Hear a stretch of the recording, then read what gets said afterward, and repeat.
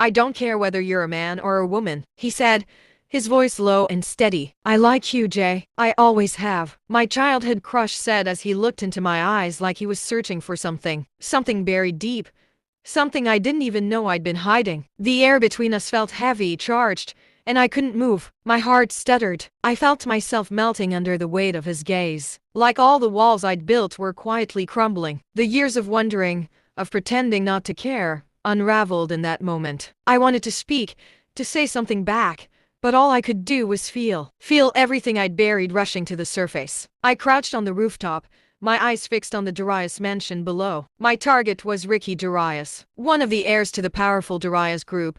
My employer had given me a single instruction: eliminate him. I adjusted my gloves, my mind focused on the task ahead. I'd been an orphan, adopted by a family of assassins who'd trained me to be one of their own. Now, at 22, I was a superclass assassin, feared by many. With a deep breath, I leaped off the rooftop, landing silently on the balcony of Ricky's room. I picked the lock and slipped inside, my dagger at the ready. But Ricky wasn't there. Instead, I found a stranger, a young man with piercing blue eyes and chiseled features. He was shirtless, his muscles tense as he faced me. "Who are you?" he growled. I didn't hesitate. I lunged at him, my dagger flashing in the dim light. But this stranger was no pushover. He fought back, his fists flying towards me. I dodged and parried, my training kicking in. But this man was a skilled fighter, and soon I found myself on the defensive. In the heat of the battle, my ring slipped off my finger. I didn't notice, too focused on staying alive. But when I finally managed to escape,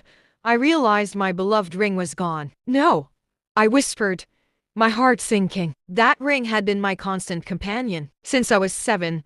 A rich kid named Lawrence had given it to me when he visited the orphanage with his father. I remembered him vividly, same piercing blue eyes as this stranger. I'd treasured the ring ever since. Now, I had to go back for it. But how? I couldn't risk being seen.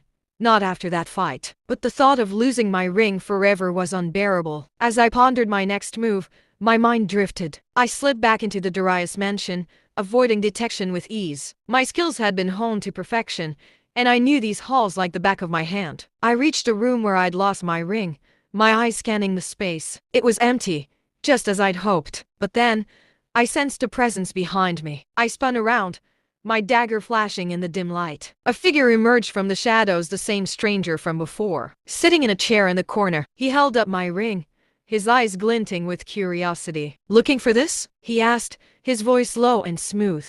I wanted to snatch it from him, but I knew better. Instead, I sheathed my dagger and took a step forward. "That's